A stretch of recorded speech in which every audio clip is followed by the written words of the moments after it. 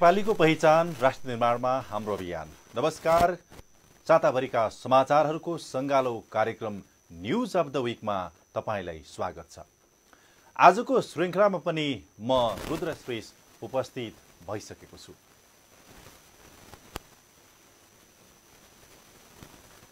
कार्यक्रम सुरुवात गरौं पोखरा महानगर सम्बन्धी प्रसंगबाट। पोखरा महानगरपालिकाको फोहोर घर घरमा फोहोर वर्गीकरण तथा व्यवस्थापन अभियान आइतबारदेखि सुरु भएको छ। छुट्याऊ फोहोर बनाऊ मोहर भन्ने नाराका साथ पोखरा महानगरले अभियान चलाएको हो। अभियान वडा नम्बर 5, 8, 16 लगायतका 7 वटा वडाबाट सुरुवात भएको छ भने अभियान क्रमशः महानगरका 33 वटै वडामा सञ्चालन गरिने समेत जनाइएको छ। अबको क्रममा यस सम्बन्धी एक प्रसंग।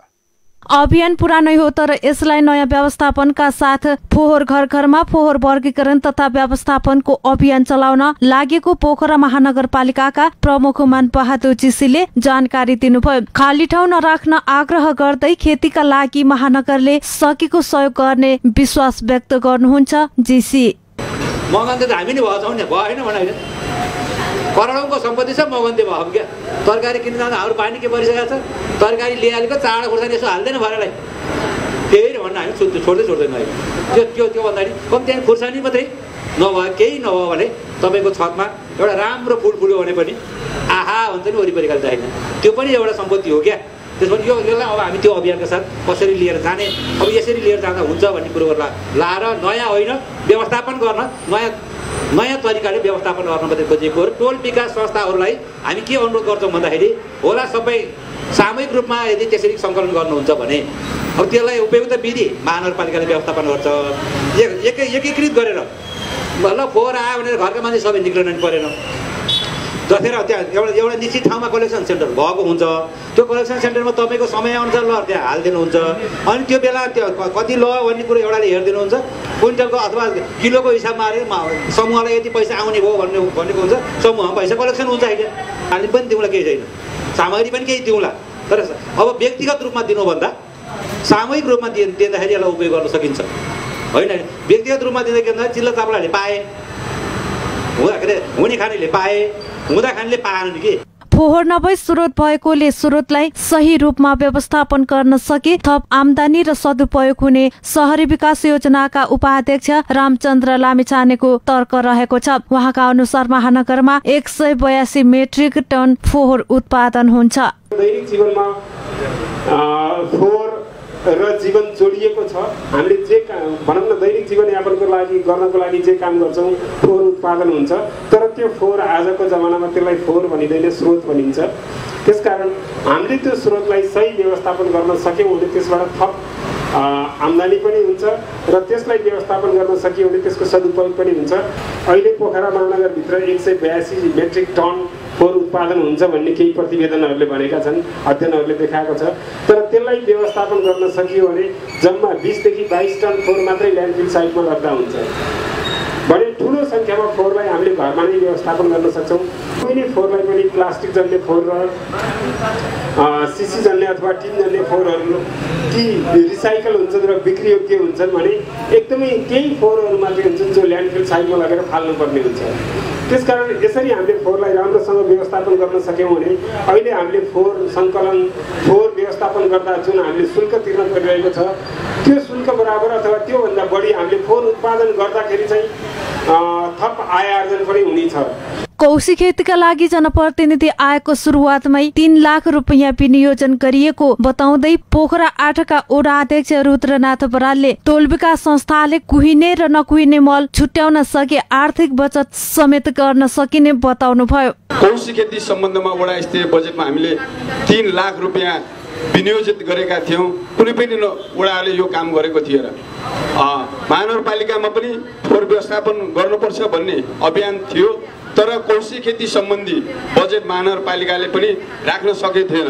यो महानगरपालिकाले गरेको अभियान अब हामी व्यवस्थापन नगरी हुँदैन, फोहोरलाई यसलाई मोहर नबनाइकन पनि हुँदैन कि कौशी खेती गरेर हुन्छ कि त्यसलाई कि अर्ग्यानिक मल बनाएर हुन्छ कि। हामीले टोल विकास संस्था आमा समूहका अध्यक्षज्यूहरूले तपाईँको टोलमा रहेका आदरणीय दिदीबहिनीहरूलाई जुन किचनमा उहाँहरूको समस्या किचनमा छ, 2टा एउटा कुहिने एउटा नकुहिने छुट्याउनु मात्रै सक्नुभयो भने अनि यो अभियान सफल हुनेछौँ भन्ने कुरा ध्यानसँग राख्न चाहन्छु। तीमा पनि हामीले तरकारी किन्न परेन भने मलाई लाग्छ अन्दाजी महिनाको 8,000 रुपियाँ हामीले बचाउन सक्छौँ। घर परिवारलाई पुग्ने तरकारी पुर्याएर पनि छरछिमेकीलाई बाँड्ने स्थानीय सावित्री घिमिरे सुनाउनुहुन्छ। मल उत्पादन गर्छौँ र त्यो मल हामीले आफ्नै कौसीमा तरकारी लगाएर अनि तरकारी हामीले अर्गानिक तरकारी खाइरहेका छौँ। परिवारलाई पुग्ने मैले तरकारी मजाले पुर्याएको छु, वरिपरिका छरछिमेकीहरूलाई पनि बाँडेको छु। फोहोरलाई मोहर बनाउने पोखरा महानगरपालिकाको यो अभियान सम्बन्धी प्रसङ्गपछि अबको क्रममा नारायणी नदी कटान सम्बन्धी रिपोर्ट प्रस्तुत गर्न चाहन्छु। वर्षौंदेखि गण्डकी प्रदेशको कान्छो जिल्ला नवलपुरका विभिन्न नगरपालिका तथा गाउँपालिकामा नारायणी नदीको कटान एक ठूलो चुनौतीको रूपमा उभिएको छ। गण्डकी प्रदेशका मुख्यमन्त्रीको नेतृत्वमा विभिन्न सांसद सहितको एक टोलीले कटान क्षेत्रको स्थलगत रूपमा अवलोकन समेत गरेको छ। अबको क्रममा यो नारायणी नदी कटान सम्बन्धी यो प्रसङ्ग। प्रत्येक वर्ष आउने बाढी तथा डुबानले गर्दा हामी कहाँ धेरै जनधनको क्षति हुने गरेको छ। अहिलेको वर्षायाममा गण्डकी प्रदेशमा बाढी तथा पहिरोले ठूलो वितण्डा मचायो। धेरै मानवीय क्षति बेहोर्नु पर्यो भने भौतिक क्षतिको त कुनै लेखाजोखा नै छैन। वर्षैपिछे पहाडी भेगमा बाढी तथा पहिरोले सताउने गर्दछ भने तराई भेगमा डुबान तथा नदी कटानले गर्दा ठूलो समस्या पर्ने गरेको छ। मुलुकको कान्छो जिल्ला नवलपुरका विभिन्न नगरपालिका तथा गाउँपालिकामा नारायणी नदीको कटानले गर्दा ठूलो क्षति भएको छ। गण्डकी प्रदेशका मुख्यमन्त्रीलाई नदीले धार परिवर्तन गरेको देखाउँदै सांसद तिलक महत त्यहाँबाट उता बस्दैछ उहाँ हो कर्म यो अहिले नदी हिँडेको सबै बस्तीहरू थियो पहिला यता नारायणी उता थियो उताबाट यता के भयो भने यहाँ यो ढुङ्गाहरू जाम भयो, बिरुवा उम्रियो, काँस उम्रियो, निकुञ्जले निकाल्न दिएन। वहाँबाट खोलो सोझाउने हो भने त्यसको रुडै थियो। हेर्नुहोस् न, त्यो चिताउनु हो पारी, त्यो जङ्गल चिताउनु। वाल्मिकी आश्रम ठ्याक्कै डाँडै डाँडै उहाँ जाने। अब मेघौली यस अलि मासतिर पर्छ यता नदी। यो हिसाबले त 100-200 वर्षमा त काउसती हाइवेमा माथि पुग्छ, हरेक वर्ष यता काट्छ। लामो समयबाट नदीले घाँस तथा बाँस उठाएको गुनासो व्यक्त गर्दै मध्यबिन्दु नगरपालिका वडा नम्बर 2 का अध्यक्ष नारायण पौडेल अहिले हामीले देखेको ठाउँमा यहाँ पहिला जग्गा थियो, यो नदी हिँडेको ठाउँमा यो बस्ती नै हो, जग्गा मात्रै नै, यो बस्ती हो। यसको तपाईँको यो घर यहाँको मान्छेलाई चोरमारा लगेर सारियो, हाइवेमादेखि त्यहाँभित्र राखेको छ। कति समय भयो यो चाहिँ यहाँ कटान हुन लाग्यो? यो तपाईँको हामी पहिल्यैदेखि झेलिरहेका छौँ। यो समस्या भनेको तपाईँको बढीदेखि 54-55देखि नै हामी झेलिरहेका छौँ। केही प्रक्रिया बाढी गयो, केही प्रक्रिया भएको छैन। प्रक्रिया त अब यो छ गर्न त गरिएको छ, तर यो यस्तो अधुरो योजना भयो कि तपाईँको पुरो योजना भएन। हामीलाई त अमल टाइमदेखि च्यानलाइजेसन गरेर फर्काइदियो भने हामीलाई यहाँ केही पनि गर्न। मुख्यमन्त्री गुरुङले तत्कालैका लागि नदी कटान रोक्नका लागि पहल गर्ने बताउँदै दीर्घकालीन समस्या समाधानका लागि प्रदेशको मात्रै सामर्थ्यले नभ्याउने हुँदा केही समय लाग्ने जानकारी दिनुभयो। प्रोजेक्ट बनाउँदैछ नेपाल सरकारले, ठुलो चाहिँ प्रोजेक्ट चाहिँ बनाएर चाहिँ तपाईँको गाडाकोटदेखि तर त्रिवेणीसम्म चाहिँ यो सबै चाहिँ यो तटबन्ध चाहिँ नगरी सबैको समस्या समाधान हुन्छ। त्यो दीर्घकालीन चाहिँ प्रोजेक्ट चाहिँ हुनुपर्छ। त्यो ल्याएपछि दीर्घकालीन समाधान हुन्छ। त्यो कारण हुने 4-5 वर्ष लाग्छ। त्यो चाहिँ अहिले चाहिँ हाम्रो तपाईँको 30 लाख हो, सङ्घको चाहिँ 30 लाख अनि नगरपालिका 15 लाख हो। त्यसले यो बोर्डर राख्यो भने अलिकति बच्छ। त्यसैले मैले भनेको तत्काल चाहिँ बोर्डर राख्ने कुरामा चाहिँ केही चाहिँ थप्नु गर्नु सकिन्छ पनि सक्नु पर्ने त्यो हिसाब गर्छु। अहिले अरू चाहिँ तपाईँको दीर्घकालीन नेपाल सरकारले ठुलो रकम लाग्ने नगरपालिका पुरै छ, प्रदेश पनि केही लाग्छ। नदीले आफ्नो पुरानो धार परिवर्तन गर्दै जमिन कटान गरेकाले अब नदीलाई पुरानै धारमा फर्काउन सक्यो भने नष्ट भएको हजारौं बिघा जमिन बचाउन सकिनेछ। बाटो हो, धार हो, त्यसैमा जान दियो भने होइन यत्रो चाहिँ यो हजारौं बिघा होला क्या चाहिँ जमिन चाहिँ बच्न सक्छ नि। पछि फेरि यही चाहिँ जमिन चाहिँ फेरि आवाज हुनसक्छ। त्यसको चाहिँ त्यो उसको जुन यता चाहिँ यसको धार यता आएको छ नि बस्तीतिर पसिआएको छ, त्यसलाई डाइभर्ट चाहिँ गर्नु पर्छ। चितवन राष्ट्रिय निकुञ्जले थुप्रिएको गिटी तथा बालुवा निकाल्न नदिएकाले गर्दा नदीले आफ्नो धार परिवर्तन गरेको स्थानीयको भनाइ छ। त्यसैले गर्दा निकुञ्जसँग समन्वय गर्दै बस्ती तथा जमिन बचाउनु पर्ने देखिन्छ। निकुञ्जले प्रब्लम पारेर यता आएको नि हो। निकुञ्जले चाहिँ तपाईँको त्यो ढुङ्गा गिटी बालुवा चाहिँ जो सतहभन्दा माथि उठेको सिल्टेसन भएको चाहिँ निकाल्न दिनुपर्छ नि। त्यो सिल्टेसन भएको चाहिँ के अरे ढुङ्गा गिटी निकाल्न दिएको भए त्यो खोलाले चाहिँ आफ्नो धार बदल्दैन, नदीले आफ्नो धार बदल्दैन। अनि चाहिँ यताको चाहिँ बस्तीभन्दा त्यो चाहिँ खोलाको चाहिँ उता सिल्टेसन अग्लो भएपछि खोला यता आएको।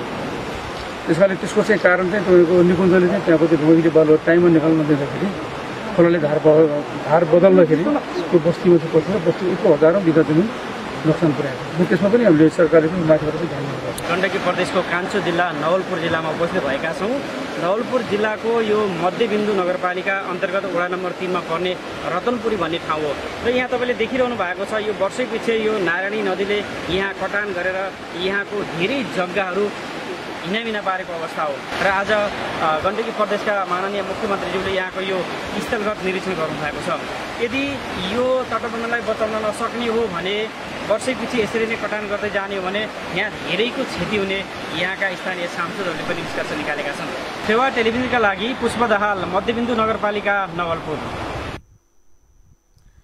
नारायणी नदी कटान सम्बन्धी यो प्रसङ्गपछि अबको क्रममा पत्रकार महासंघ सम्बन्धी प्रसङ्ग। यति बेला कोभिड-19 को महामारी फैलिन नदिन जारी गरिएको लकडाउन हटाइएको छ, तर लकडाउन हटेसँगै कोभिड-19 को संक्रमण भने दिनहौ जसो क्रमिक रूपमा बढिरहेको छ। कोभिड-19 का कारण हरेक क्षेत्र प्रभावित बनेका छन्। राज्यको चौथो अङ्ग भनेर चिनिने प्रेस जगत समेत कोभिड-19 विरुद्ध अग्र मोर्चामा रहेर लड्दै गर्दा आफै समस्याग्रस्त बनेको छ। कोभिड-19 ले निम्त्याएको समस्यासँग प्रेस जगत जुझ्दै गर्दा प्रेस जगतमा कोभिड-19 को असर र सरकारी संयन्त्रको भूमिकाबारे नेपाल पत्रकार महासंघ केन्द्रीय समितिको सहयोगमा गण्डकी प्रदेश समितिले आइतबार छलफलको आयोजना सम्पन्न गरेको छ। अबको क्रममा यस सम्बन्धी एक रिपोर्ट। यति बेला कोभिड-19 को महामारी फैलिन नदिन जारी गरिएको लकडाउन हटाइएको छ, तर लकडाउन हटेसँगै कोभिड-19 को संक्रमण भने दिनहौ जसो क्रमिक रूपमा बढिरहेको छ। कोभिड-19 का कारण हरेक क्षेत्र प्रभावित बनेका छन्। राज्यको चौथो अङ्ग भनेर चिनिने प्रेस जगत समेत कोभिड-19 विरुद्ध अग्र मोर्चामा रहेर लड्दै गर्दा आफै समस्याग्रस्त बनेको छ। कोभिड-19 ले निम्त्याएको समस्यासँग प्रेस जगत जुझ्दै गर्दा प्रेस जगतमा कोभिड-19 को असर र सरकारी संयन्त्रको भूमिकाबारे नेपाल पत्रकार महासंघ केन्द्रीय समितिको सहयोगमा गण्डकी प्रदेश समितिले आइतबार छलफलको आयोजना गर्यो। छलफल कार्यक्रमलाई सम्बोधन गर्दै गण्डकी प्रदेशका आन्तरिक मामिला तथा कानून मन्त्री हरिबहादुर चुमान अजितले कार्यविधि बनाएर मिडियाका विद्यमान समस्या हल गर्न प्रयास गरिने बताउनुभयो। मन्त्री अजितले कोभिड-19 ले सबै क्षेत्रमा उत्तिकै असर गरेको र मिडिया क्षेत्रमा पनि त्यसको असर परेको उल्लेख गर्नुभयो। त्यसबारेमा कसरी सम्बोधन गर्ने भन्ने बारेमा हामी कार्यविधि बनाउँछौँ र त्यसलाई सम्बोधन गर्छौँ। त्यसभित्र यहाँ अहिले अघि चाहिँ यसो मिडिया हाउसहरू पहिला त अब चाहिँ अब एउटा उद्योगै हुन् होइन, सेवा उद्योगको कुरा त्यो गर्नुभयो। अब त्यो कुरा ठिक छ, यसलाई सेवा उद्योगको रूपमै सम्बोधन भएपछि अब सबै उद्योग व्यवसायहरूले पाउने सन्दर्भबाट त्यहाँबाट पाउला होइन, त्यो कार्यविधिबाट सम्बोधन पक्कै हुन्छ। अब त्यसको निम्ति अब यहाँहरूले पनि अब पहल त गर्नुपर्छ, पहल गर्नुपर्छ। अब यहाँको यो कार्यक्रममा म आफै उपस्थित भएपछि यसरी कुरा उठाएको छ है, पत्रकारको बिचमा पनि भन्ने कुरा अब मैले पनि राख्नेछु र कार्यविधि निर्माणको सन्दर्भमा त्यो पहल हुनेछ। नेपाल पत्रकार महासंघका अध्यक्ष गोविन्द आचार्यले पत्रकारहरू अग्र मोर्चामा रहेर कोभिड-19 का विरुद्ध लडिरहेको उल्लेख गर्दै समाजलाई सचेत र शिक्षित बनाउने कार्यमा सञ्चार माध्यमले महत्वपूर्ण भूमिका खेलेको बताउनुभयो। अग्र मोर्चामा रहेर कोभिडका विरुद्ध लड्दा पत्रकारले भोग्नु परेका समस्याका बारेमा पत्रकार महासंघले अध्ययन गरिरहेको बताउँदै अध्यक्ष आचार्यले पत्रकारलाई पेशाबाट पलायन हुनबाट रोक्न पहल गरिने उल्लेख गर्नुभयो। निगरानी गरेर समाचार सामग्रीहरू प्रभाव गर्ने भूमिका गरिरहेछ। यो भनेको के भने अग्र मोर्चामा हामी सञ्चार क्षेत्र अहिले छौँ। स्वास्थ्य कर्मी, सुरक्षा कर्मी सँगै सञ्चार कर्मीहरू पनि अग्र मोर्चामा रहेर कोरोना संक्रमणका विरुद्ध हामी लडिरहेका छौँ। जनतालाई यो बेला हामीले चाहिँ कसरी सुरक्षित रहने, कसरी संक्रमण फैलन नदिने, के गर्ने भन्ने जस्ता विषयमा हामी चेतना दिएका छौँ, शिक्षा दिएका छौँ जनतालाई। यो बेला होइन, विद्यालय बन्द छन्, कलेज बन्द छन्, विद्यार्थीहरू घरमा छन् र सिङ्गो समाजलाई पनि हामी शिक्षित बनाउने काममा चाहिँ हामी सञ्चार क्षेत्र लागेका छौँ। त्यसैले सञ्चार क्षेत्रको महत्त्व अरू बेलाभन्दा यस्ता महामारीको बेला अलिक धेरै हुन्छ, किनभने मान्छे नआत्तिउन् होइन, मान्छे धैर्य हुन् र यो कोरोना भने के हो भन्ने विषयमा पनि बुझाउने काम हामी सञ्चार क्षेत्रले गरिरहेको हुनाले यो बेला सञ्चार क्षेत्रले अग्रिम मोर्चामा रहेर अत्यन्तै महत्त्वपूर्ण भूमिका खेलेको छ, यसमा विवाद छैन। अब अग्रिम मोर्चामा रहेर महत्त्वपूर्ण भूमिका खेल्दाखेरि सञ्चार क्षेत्रमा पनि यसको प्रभाव र असर के कस्तो छ भनेर हामी बुझ्दैछौँ। त्यस्तै महासंघका महासचिव रमेश विष्टले कोभिड-19 का विरुद्ध सरकारले ल्याएका नीति निर्देशन कार्यान्वयनका लागि सरकारलाई सहयोग गर्ने सञ्चार माध्यमको दायित्व रहेको भन्दै महामारीका बेला सञ्चार माध्यमले सत्य तथ्य सूचना सम्प्रेषण गर्नुपर्ने आवश्यकता औल्याउनु भयो। सञ्चार गृह नै संकटमा फसेको र पत्रकारहरू ठूलो संख्यामा बेरोजगार हुने अवस्था आएको भन्दै उहाँले पत्रकारका हकहित र सञ्चार गृहलाई बचाउने कुरामा समेत आफूहरू उत्तिकै सचेत रहेको भनाइराख्नुभयो। केही गुनासाहरू हाम्रा राज्यसँग नभएका होइनन्, अहिले पनि गुनासाहरू छन्, तर ती गुनासाहरू सकारात्मक कोणबाट हामीले गुनासो राख्ने हो र राज्यले पनि त्यसलाई सम्बोधन गर्दै जानेछ भन्ने हामीले अपेक्षा राख्ने हो। तर त्यो सँगसँगै हामीले आफ्नो कर्तव्य र दायित्वलाई भने कहिले पनि भुल्नु हुँदैन।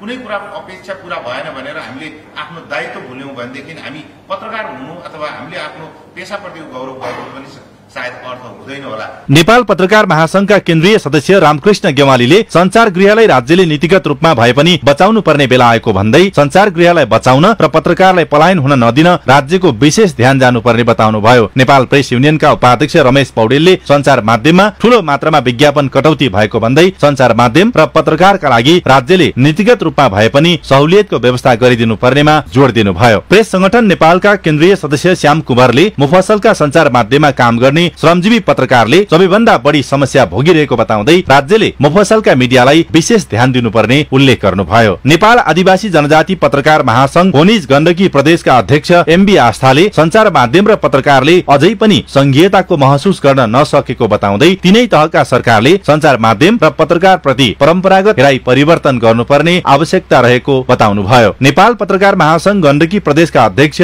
त्रिभुवन पौडेलले पत्रकारिता गरेरै जीवन गुजारा गर्ने श्रमजीवी पत्रकार अहिले समस्यामा रहेको भन्दै गण्डकी प्रदेश सरकारले श्रमजीवी पत्रकारका लागि विशेष प्याकेजको व्यवस्था गर्नुपर्ने बताउनुभयो। कार्यक्रममा महासचिव गणेश पौडेलले समेत बोल्नु भएको थियो। यस्ता छलफलले समस्याको निकास पहिल्याउन मद्दत गर्छ नै सम्बन्धित पक्षले मिडिया क्षेत्रका समस्याको पहिचान गरी समाधान गर्न विशेष ध्यान दिनु जरुरी देखिन्छ। हेवा टेलिभिजनका लागि रुद्रश्री पोखरा।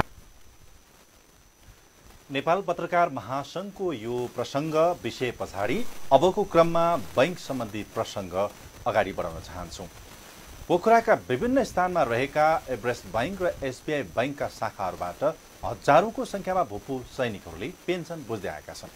हरेक महिनाको 1 तारिखमा बैंकहरूमा भिड हुँदै आएको बैंकमा कोरोना भाइरस संक्रमणका बेला सेनिटाइजरको के कुरा भौतिक दूरी समेत देखिँदैन। अबको क्रममा यो सम्बन्धी एक रिपोर्ट। बैंकमा शौचालयको व्यवस्था नहुँदा समस्या भएको र कोरोना भाइरस संक्रमित बढ्दै गएको अवस्थामा भौतिक दूरी कायम नगरिएको गुनासो गर्नुहुन्छ बैंकमा भेटिएका एक भूपू आर्मी। सबभन्दा कुरा यहाँ के भने पिसाब पनि ठाउँ छैन। बुढो मान्छेले हो पिन्जी थाप्न आउने, बुढो मान्छेको चाहिँ बराबरीको चाहिँ सुविधा छैन, सुविधा हुन पर्यो भन्ने कुरा हो हाम्रो कुरा, हाम्रो माग है। अनि सुविधा हुन पर्यो, यो के भन्छ यो अलिकति डिस्टिङ चाहिँ गरिदिन पर्यो, फरक फरक गरिदिनु पर्यो, अलि डिसिप्लिन अनुसार साथमा चाहिँ गरिदिनु पर्यो भन्ने कुरा हो हाम्रो अनुरोध चाहिँ। पेन्सन जुनसुकै बेला बुझ्न पाइन्छ भन्ने जानकार भए पनि आर्थिक समस्याका कारण धेरै जसो भूपू आर्मीहरू त्यही दिन आउने बताउनुहुन्छ अर्का भूपू आर्मी। हरेक महिनाको 1 तारिकदेखि हामीहरूको पेन्सनको ड्यू सुरु हुन्छ अनि त्यसदेखि लिएर अब यो महिनाभरि हामीले जहिले लिए पनि हुन्छ। तर हामी सबै भूपूहरूले आफ्नो आफ्नो आवश्यकता इच्छा अनुसारले हामी प्रायः जस्तो धेरै भूपूहरू 1 तारिकको दिन आउँछन् र पनि त्यो आफ्नो इच्छाको हिसाबले 1 हप्तापछि 10 दिनपछि 12 दिनपछि जहिले आए पनि हुन्छ। प्रायः गरेर यो 1 तारिकमा आउने कारण यो छ कि सबैको आफ्नो आफ्नो समस्या हुन्छ या आवश्यक हुन्छ। यसले गर्दाखेरि सबै भूपूहरू प्रायः 1 तारिक या 2 तारिक 3 तारिक पहिलो हप्ताभित्रमा आउनुहुन्छ। भूपू आर्मीहरू एकै दिन आउने भएकाले व्यवस्थापनमा समस्या परेको नेपाल एसबीआई बैंकका म्यानेजर रबिन कुइकेलले जानकारी दिनुभयो। व्यवस्थापनका लागि सकेको प्रयास गर्ने प्रतिबद्धता जनाउनु हुँदै कुइकेलले हरेक महिनाको 1 तारिकमा बैंकमा जम्मा गरिएको पैसा जुनसुकै बेला झिक्न पाइने भएकाले केही भूपू आर्मीहरू 1-2 दिनको ग्याप गरी आए भिड कम हुने बताउनुहुन्छ। अब हामी अब यो जुन सरकारले तोकेको नियमहरूलाई एकदम सक्दो भर्मजदो प्रयत्न गरिरहेछौँ, तर अब पेन्सनरहरू यति धेरै भिडमा आइरहनु भएको छ कि हामीले कन्ट्रोल गर्न अलिक समस्या परिरहेको छ होइन।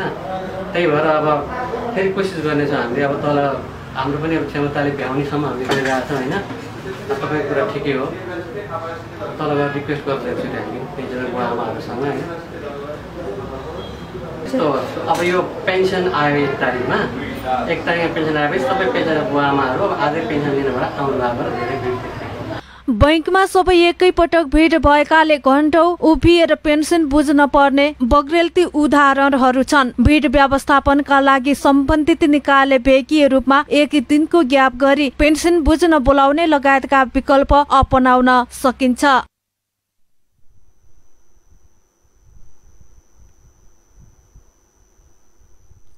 बैंक सम्बन्धी यो रिपोर्टपछि अबको क्रममा गाई जात्रा सम्बन्धी प्रसङ्ग। नेवार समुदायले गाई जात्रा पर्व मनाएका छन्। गाईको प्रतीक बनाएर बाजागाजा सहित पोखरा बजार परिक्रमा गरी मनाउँदै आइएको गाई जात्रा कोरोना भाइरस संक्रमण बढ्दै गएपछि यो समुदायले सामान्य रूपमा यसपालिको यो गाई जात्रा पर्व मनाएका छन्। अबको क्रममा यो गाई जात्रा पर्व सम्बन्धी प्रसङ्ग। नेवार समुदायले वर्षौंदेखि मनाउँदै आएको गाई जात्रा यस वर्ष भने कोरोना भाइरसका कारण सामान्य रूपमा मनाएका छन्। विगतमा बाजा गाजा सहित पोखरा बजार तथा विभिन्न गल्लीमा परिक्रमा गरिन्थ्यो। यसपालि भने गाईको प्रतीकलाई मन्दिर घुमाएर भित्र्याएका छौं। समिता साई अब यो चाहिँ अहिले हामी तल घुमाएर ल्याए कृष्ण मन्दिरतिर गणेश मन्दिरमा होइन। भरे अब भित्र आउने बेलामा हामीले यहाँ शिवजीको मन्दिर घुमाएर भित्र लान्छौँ। कसरी भित्र आउने अब यहाँ पूजा गर्ने उता घुमाएर ल्याउने पूजा गर्ने अनि यो बिगार्ने भित्र आउने त्यति हो। स्वर्गद्वार खोल्छ भन्छ, गाईको सिङले धकालेर स्वर्गद्वार खोलेपछि मरेको आत्माहरू भित्र पस्छ भन्छ, त्यही भएर गाईको सिङ राखेको। गाई जात्रा निकाले पितृले स्वर्गवास गर्ने विश्वास व्यक्त गर्नुहुन्छ निर्मला ज्याफू। उक्त अवसरमा 108 जनालाई प्रसाद बाँड्नुका साथै टीका लगाएर दही चिउरा समेत खाने प्रचलन छ। ज्याफू निकालेको यो स्वर्ग तर्छ अरे, आजको दिनमा यस्तो गऱ्यो भने राम्रो पितृ तर्छ अरे भनेर निकालेको राम्रो हुन्छ। प्रसाद त अब जस्तो यो प्रसाद त अब 108वटा बनाएर बाँड्दिने। अब गाई जात्रा निकाले भए त्यो बाजा बजाउनेहरूलाई दिनुहुन्छ, बोक्नेहरू नाच्नेहरूलाई दिने हो के अरे। अब त्यस्तो छैन, अब बाटो हिँड्नेहरूलाई बाँड्ने हो। चिउरा खुवाउँछ घरको मान्छेहरूलाई, त्यति नै। अब यो बाहिर सिका लाउने। निधन भएको 2 दिनदेखि 1 वर्षभित्र गाई जात्रा निकालिने मिना साई बताउनुहुन्छ। हिजो मर्यो भने आज निकाल्न मिल्छ क्या। 1 वर्षभित्रमा यो गाई जात्रा निकाल्नै पर्छ क्या। जसरी हुन्छ अब दुःख सुख जस्तो भयो भने निकाल्नु पर्छ क्या 1 वर्ष। अहिले कोरोना भएको भएर अब यो गल्ली गल्ली नडुलाउने, एउटा मन्दिर लाने, मन्दिरबाट लिएर आउने, घरमा यहाँ भरे एकचोटि दुलाउँछ, त्यति नै हो। यो कोरोना नभएको भए त अब जताततै दुलाउनु मिल्थ्यो कि होइन। यो कोरोनाले गर्दा दुलाउनु मिल्दैन। विश्वास अब उसले बाबु बाजेको पालादेखि चलिआएको। अब गाई जात्रा निकाल्यो भने राम्रो हुन्छ अरे, स्वर्ग तर्छ अरे, बुढीको आत्मामा शान्त मिल्छ अरे, त्यही हो। कोरोना भाइरसका कारण यसपालि गाईको प्रतीकलाई बिहान र बेलुकी मन्दिर परिक्रमा गरी राखिएको दीपक साईले जानकारी दिनुभयो। मन्दिर घुमाए मृतकको आत्माले शान्ति पाउने विश्वास व्यक्त गर्नुहुन्छ साई। पहिलाको जस्तो छैन, अहिले यो कोरोनाले गर्दाखेरि यो सबै मान्छे भेला भएर मनाउनु मिल्दैन। त्यस कारणले यो आफ्नो घरबाट चाहिँ गाई जात्रा आमाको चाहिँ एउटा शोकको लागि यसो मन्दिर घुमाएर चाहिँ नि अब ल्याएर चाहिँ बेलुकी बहा एकपल्ट फेरि पूजा गरेर राख्ने हो। मन्दिर घुमायो भने यो उसको अब आत्माले चाहिँ नि शान्ति पाउँछ अरे होइन। अब उसले गरेको अब दुःख अब धर्म पाप के छ, त्यो मन्दिर घुमाएपछि उसको मनले पनि शान्ति पाउँछ, मुक्त पाउँछ भन्ने चाहिँ नि अब बाबुबाजेको चाहिँ नि कुरा छ। त्यही भएर हामीले पनि त्यसैले चाहिँ नि मान्दै आएका छौँ। तत्कालीन राजा प्रताप मल्लका छोराको मृत्युबाट भाविबल रानी भुवन लक्ष्मीलाई दुनियाँका सन्तान पनि मरेका हुन्छन् भनेर सान्त्वना दिन वर्ष दिनभित्र मानिस मरेका घरबाट गाई जात्रा निकाल्न लागि र यसले कालान्तरमा जात्राको रूप लिएको इतिहासमा उल्लेख छ। गाई जात्रा सम्बन्धी प्रसङ्गपछि अबको क्रममा अर्थ तथा विकास समितिले गरेको छलफल सम्बन्धी प्रसङ्ग। गण्डकी प्रदेशको अर्थ तथा विकास समितिले बाढी पहिराका कारणबाट प्रदेशमा क्षति पुगेका सिंचाई नहर कुलो लगायतका संरचना तत्काल मर्मतको व्यवस्था मिलाउन गण्डकी प्रदेशको भूमि व्यवस्था कृषि तथा सहकारी मन्त्रालयलाई निर्देशन दिएको छ। अबको क्रममा यस सम्बन्धी एक रिपोर्ट। अहिलेको वर्षामा गण्डकी प्रदेशले बाढी तथा पहिरोको ठूलो समस्या भोग्नु पर्यो। ठूलो मात्रामा जनधनको क्षति भयो भने भौतिक संरचना पनि तहस नहस भएका छन्। कोभिड-19ले प्रत्यक्ष रूपमा प्रभाव नपारेको कृषि तथा चौपायामा पनि डरलाग्दो क्षति हुन पुगेको छ। यसै सन्दर्भलाई मध्यनजर गर्दै गण्डकी प्रदेशको अर्थ तथा विकास समितिले भूमि व्यवस्था तथा कृषि सहकारी मन्त्रालयसँग छलफल गरेको छ।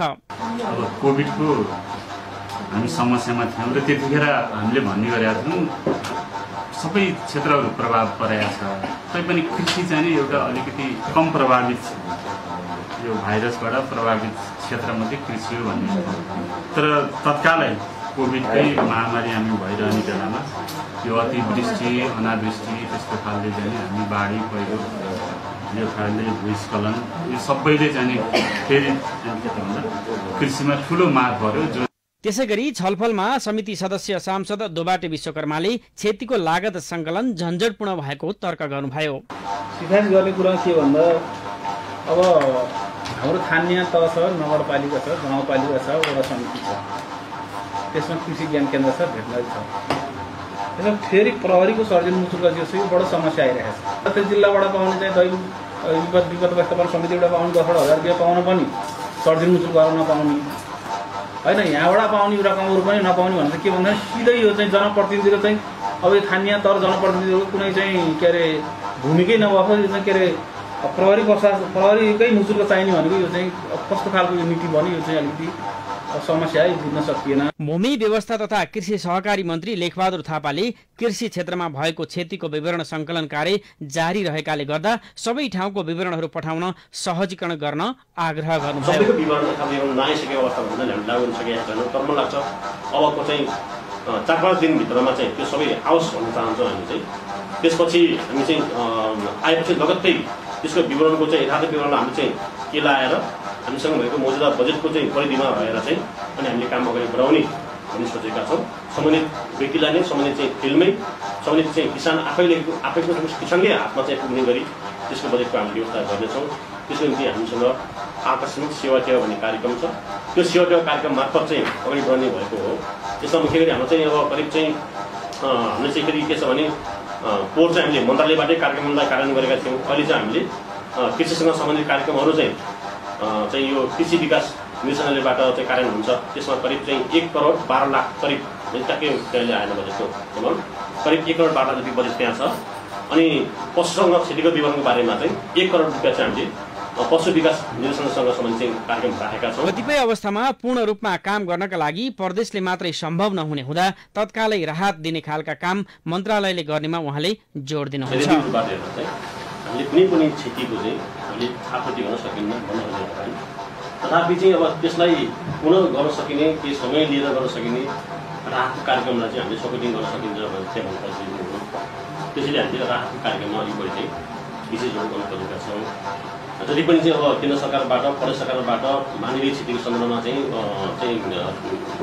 क्षतिपूर्ति भन्छ त क्षतिपूर्ति शब्दमा ल्याउनु भनिहाले राहतबाट व्यक्त भइरहेको छ। विपदको अवस्थामा मन्त्रालयका काम कारवाही के कसरी भइरहेका छन् भन्दै भत्किएका नहर तथा सिंचाईहरूलाई तत्काल सुरु गर्न निर्देशन दिँदै अर्थ तथा विकास समिति सभापति दीपक कोइराला खास गरिकन सिंचाईको ठूलो आयोजनाहरू चाहिँ भौतिक पूर्वाधार मन्त्रालयमा पर्दछ भन्ने अब कार्यक्षेत्र त्यसरी भए तापनि अब साना सिंचाई र सिंचाईका मर्मत कार्यहरू यो मन्त्रालयको कार्यक्षेत्रमा पर्दछ। तर पनि सिंचाई उत्पादनसँग जोडिएको कारणले यो मन्त्रालयको नेतृत्वमा नै ती कामहरू अगाडि बढ्न सक्यो भने मात्रै यसले परिणाम प्राप्त गर्न सक्छ भन्ने चाहिँ हाम्रो निष्कर्ष हो। आज छलफलको निष्कर्ष पनि त्यो हो। त्यसकारणले म भूमि व्यवस्था कृषि तथा सहकारी मन्त्रालयलाई यो हाम्रो जुन सिंचाई प्रणालीहरू बिग्रिएका छन् यसलाई अविलम्ब फास्ट ट्र्याकको माध्यमबाट कसरी व्यवस्थित गर्न सकिन्छ भन्ने कुरा चाहिँ कामहरूलाई चाहिँ तदारुकताका साथ अगाडि बढाउनको लागि निर्देशन गर्दछु।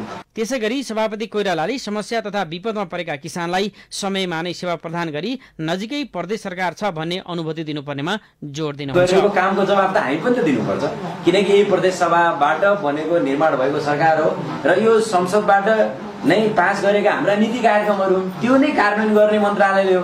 त्यसको जवाब त हामीले पनि दिनुपर्छ समितिको तर्फबाट या जनप्रतिनिधिको हैसियतले या सबैले व्यक्तिगत रूपमा पनि आफ्नो ठाउँमा जवाब त दिनै पर्दछ। तर यसो गर्दाखेरि चाहिँ हाम्रो मन्त्रालय र समितिको बिचमा चाहिँ यी विषयहरूमा तात्कालीन विषयमा या सम्बन्धित विषयहरूमा हामीले समय समयमा इन्ट्रेक्सनहरू गऱ्यौँ भने मात्रै ती कुराहरू स्पष्ट हुन सक्दछन्। आज पनि जस्तो मन्त्रालयले के गरिरहेको छ त यो बारेमा हामीले हाम्रा नागरिकहरूलाई सेवा प्रदान गर्न सक्छौँ भन्ने हाम्रो उद्देश्य हो। सरकारले जनतालाई राहतको अनुभूति दिलाउने समय भनेको नै विपद तथा अप्ठ्यारोमा पर्दा हो। जनधनको क्षति हुँदा सरकार नजिकै भए केही मात्रामा भए पनि पीडाको कमी हुन्छ। पछिल्लो समय कृषि क्षेत्रमा परेको बाढी तथा पहिरोको प्रभावलाई न्यूनीकरण गर्न सम्बन्धित निकायले तत्कालै ध्यान दिनुपर्ने आवश्यक छ। अर्थ तथा विकास समितिमा भएको छलफल सम्बन्धी यो रिपोर्टपछि अबको क्रममा विश्व आदिवासी दिवस सम्बन्धी प्रसङ्ग। पोखरामा 26औं विश्व आदिवासी दिवस मनाइने भएको छ। नेपाल आदिवासी जनजाति महासंघ गण्डकी प्रदेश समन्वय परिषदको आयोजना र जिल्ला समन्वय परिषद कास्कीको सहआयोजनामा संयुक्त रूपमा मनाउने निर्णय भएको बिहिबार आयोजित पत्रकार भेटघाटमा समन्वय परिषदले जानकारी गराएको छ। अबको क्रममा विश्व आदिवासी दिवस सम्बन्धी यो प्रसङ्ग। विभिन्न झाँकी बाजागाजा र सांस्कृतिक प्रतियोगिता सहित वार्षिक रूपमा मनाउँदै आएको विश्व आदिवासी दिवस यस वर्ष भने सामान्य कार्यक्रम गरी मनाउने भएको छ। हरेक वर्षको अगस्त 9 का दिन मनाइँदै आएको दिवस बढ्दो कोरोना भाइरस संक्रमणका कारण सामाजिक दूरी कायम गरी संविधानमा जनजातिहरूको स्थान विषयक अन्तर्क्रिया कार्यक्रम गरी मनाइने भएको छ। आदिवासी जनजाति महासंघ गण्डकी प्रदेश समन्वय परिषदका अध्यक्ष खेम बहादुर पुनमगर कोरोना भाइरसको जुन महामारी छ त्यसको बावजुद पनि हामीले सामाजिक दूरी कायम गरेर गर्ने योजनामा छौँ। त्यसको निम्ति हामीले जिल्ला प्रशासन कार्यालयबाट अनुमति लिइसकेका छौँ र सुरक्षा निकायलाई हामीले जानकारी गराइसकेको यहाँ जानकारी गराउन चाहन्छु। र अहिले 26औं विश्व आदिवासी दिवसको सन्दर्भमा हामीले वक्ताको रूपमा युग पाठकलाई बोलाएका छौँ र हामीले त्यहाँ युग पाठकजीले नेपालको आदिवासी जनजाति आन्दोलन विगत र आगामी कार्य दिशाको सन्दर्भमा उहाँले कार्यपत्र प्रस्तुत गर्नुहुनेछ। त्यसै गरी बार एसोसिएसनका उपाध्यक्ष अधिवक्ता सुरेन्द्र थापा मौर्यलाई हामीले वक्ताको रूपमा बोलाएका छौँ। उहाँले नेपालको संविधानमा आदिवासी जनजातिहरूको स्थानको विषयमा उहाँले कार्यपत्र प्रस्तुत गर्नुहुनेछ। विगतका वर्षहरूमा वेशभूषाका साथ झाँकी सहित र्याली र विविध सांस्कृतिक कार्यक्रम गरी मनाए पनि यसपालि भने कोरोना भाइरसका कारण सामान्य रूपमा मनाइने आदिवासी जनजाति महासंघ गण्डकी प्रदेश समन्वय परिषदका वरिष्ठ उपाध्यक्ष चेत बहादुर गुरुङले बताउनुभयो। नेपाल आदिवासी जनजाति महासंघले 26औं आदिवासी जनजाति दिवस 25 गते मनाएको छ र हिजोका दिनमा र आजका दिनमा हामी अलि फरक ढङ्गबाट आदिवासी विश्व आदिवासी दिवस मनाइरहेका छौँ र हिजोको दिनमा हामीले एउटा जुलुस झाँकी सहितका चाहिँ आदिवासी विश्व आदिवासी दिवस मनाएका थियौँ। तर अहिले यो कोभिड-19 का कारणले हामीले अलि भिन्न तरिकाबाट यो विश्व आदिवासी दिवस मनाइरहेका छौँ। कार्यक्रमको अवसरमा कोरोना भाइरसबाट सतर्कता अपनाउनका लागि जनसमुदायहरूलाई सचेत गराइन्छ। आदिवासी जनजाति महासंघ गण्डकी प्रदेश समन्वय परिषदका मुख्य सचिव सुजन कुमार लामा कोभिड-19 को विषयमा हामीले यसको अवेरनेस सचेतना कार्यक्रम हेर्बाट नै हामीले तपाईको फैलाउने काम गर्नेछौँ यो मञ्चको थ्रुबाट। अहिले चाहिँ हाम्रो जनजातिहरूको भाषा धर्म संस्कृति स्वच्छताको कुरो संविधानको संशोधनको कुराहरू विविध कुराहरू लिएर अहिले चाहिँ 26औं विश्व आदिवासी दिवस हामीले मनाइरहेका छौँ। आगन्तुक समुदायबाट अधिकारविहीन भएकाले अधिकार प्राप्तिका लागि विक्रम सम्वत 1991 मा आदिवासी जनजातिले भेला गरिएको र त्यही दिनदेखि दिवस मनाउँदै आएको आदिवासी जनजाति महासंघ जिल्ला समन्वय परिषद कास्कीका अध्यक्ष धर्म बहादुर तमुले जानकारी दिनुभयो। मुख्यतः यो दिवस विश्वका आदिवासीहरू सबै चाहिँ आगन्तुक समुदाय के अरे पङ्क्तिहरूबाट पीडित हुँदै आएको हुँदा चाहिँ सर्वप्रथम 1991 मा विश्वका के अरे आदिवासीहरूले प्रथम भेला गरे। त्यस भेलाले चाहिँ विश्वका आदिवासीहरू सबै उत्पीडित आदिवासीहरूलाई एकजुट बनाएर आफ्नो अधिकारको लागि आवाज उठाउने गर्दै आएको। त्यसकारणले त्यसलाई स्मरण गर्दै त्यो प्रथम बैठकलाई स्मरण गर्दै 9 अगस्तका दिन हरेक वर्ष विश्व आदिवासी दिवस मनाइँदै आएको हो। विविध समुदायको बसोबास रहेको मुलुकमा राज्यले सबै समुदायको हक अधिकार सुनिश्चित गराउनुका साथै संस्कृतिको संरक्षण गरे पर्यटन प्रवर्धनमा टेवा मिल्नेछ। विश्व आदिवासी दिवस प्रसंगपछि अबको आजको कार्यक्रमको अन्तिम प्रसंग प्रस्तुत गर्न लागिरहेका छौं। आजको अन्तिम प्रसंग रहेको छ अपाङ्गता सम्बन्धी प्रसंग। पोखरा महानगरपालिकाका सबै वडाका स्वास्थ्य कर्मीहरूलाई एक दिने तालिम दिएको छ। श्रवण दृष्टिविहीन अपाङ्गता भएका व्यक्तिका लागि स्वास्थ्य जीवन परियोजना अन्तर्गतको तालिमको आयोजना श्रवण दृष्टिविहीन संघ नेपालले गरेको हो। श्रवण दृष्टिविहीनहरूलाई सम्बन्धित निकाय सबैले सहयोग गर्नुपर्ने बारे तालिममा सहभागीहरूले जोड दिएका छन्। यो कार्यक्रमको आजको श्रृङ्खलामा अन्तिम प्रसंग स्वरूप यो अपाङ्गता सम्बन्धी यो प्रसंग। ओडामा जाँच्न आएका बिरामीको समस्याबारे पहिचान सहजका लागि स्वास्थ्य कर्मीहरूलाई श्रवण दृष्टिविहीन अपाङ्गता भएका व्यक्तिका लागि स्वास्थ्य जीवन परियोजना अन्तर्गतको तालिम दिइएको श्रवण दृष्टिविहीन संघ नेपालका संस्थापक अध्यक्ष तथा विश्व श्रवण दृष्टिविहीनका कार्यकारी सदस्य पुष्पराज रिमालले जानकारी दिनुभयो। श्रवण दृष्टिविहीनता भएका व्यक्तिहरूलाई कसरी सहज रूपमा पहिचान गर्नु हो, अर्थात् हाम्रो जुन विभिन्न वडाहरूबाट आउनुभएको छ स्वास्थ्य कर्मीहरू, ती स्वास्थ्य कर्मीहरूले कार्य गर्ने ठाउँमा विभिन्न व्यक्तिहरू आउँदाखेरि वडामा विभिन्न खालको समस्याहरू चाहिँ देखा पर्ने हुन्छ र यी अघि हामीले भनेका समस्याहरू, दृष्टि सम्बन्धी समस्याहरू, सुनाइ सम्बन्धी समस्याहरू लिएर कोही मान्छेहरू आउनुभयो भने कमसेकम उहाँहरूले हिमालयन आँखा हस्पिटल अथवा हाम्रो संस्था चाहिँ गण्डकी हस्पिटलमा चाहिँ रिफर गर्नुभयो र चाहिँ उहाँहरूलाई चाहिँ सहज रूपमा यो समस्या भनेको श्रवण दृष्टिविहीनता हो,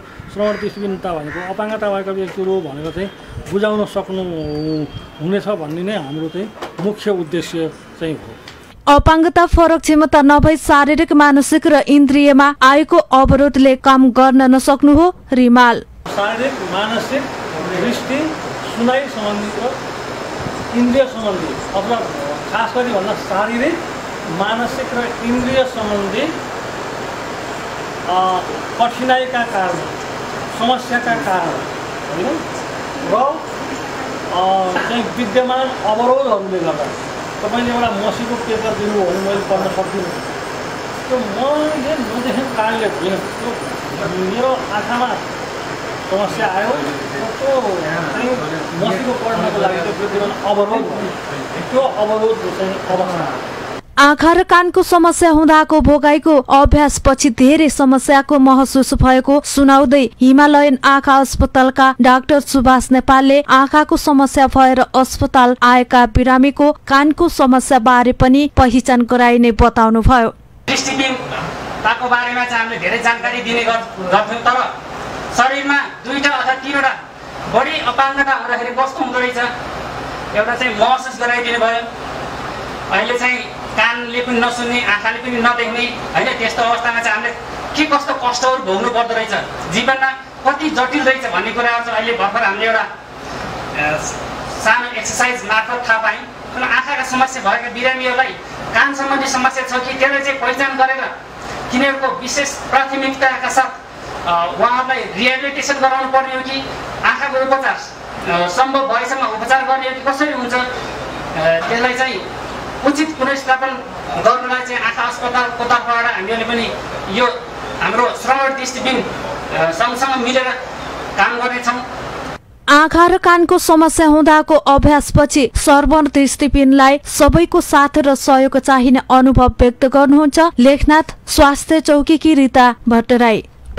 कान पनि सुन्न नसक्ने, आँखा पनि देख्न नसक्दाखेरि हामीले जुन यो प्रयोगात्मक यो प्रयोग गऱ्यौँ, योबाट मलाई यस्तो अनुभव भयो कि यति सानो कुरा चिन्नलाई त हामीलाई यति गाह्रो भयो भनेदेखि चाहिँ यस्तो व्यक्तिहरूलाई चाहिँ हामीले चाहिँ धेरै माया सहयोग प्रोत्साहन गर्नुपर्ने रहेछ भन्ने कुरा चाहिँ मलाई चाहिँ एकदमै फिल भयो र हामीले यस्ता व्यक्तिहरूलाई चाहिँ हामीले प्राथमिकता दिएर माया सहयोग गर्नुपर्छ भन्ने चाहिँ मलाई लाग्यो। संस्थाको परिचय श्रवण दृष्टिविहीन संघ नेपालका कार्य समिति सदस्य शक्ति प्रसाद लामेछानेले गर्नुभएको थियो। विशेष गरी कम्युनिटी सिभिल भएका व्यक्तिहरूको लागि कार्यक्रम हो। अब यो 10 प्रोजेक्टको विषयमा अब छोटो जानकारी दिन चाहन्छु। यो हामीले 3 वर्षमा हामी यो कार्यक्रम के हो भन्दा कार्यक्रमको नाम चाहिँ ट्रमाटिचिङ भएका व्यक्तिहरूको लागि स्वस्थ जीवन भन्ने एउटा प्रोजेक्ट हामीले चलाइरहेको थियो 3 वर्षको लागि। अहिले लगभग 1 वर्ष भयो, बाँकी 2 वर्षहरू चलाइन आँटिने छ।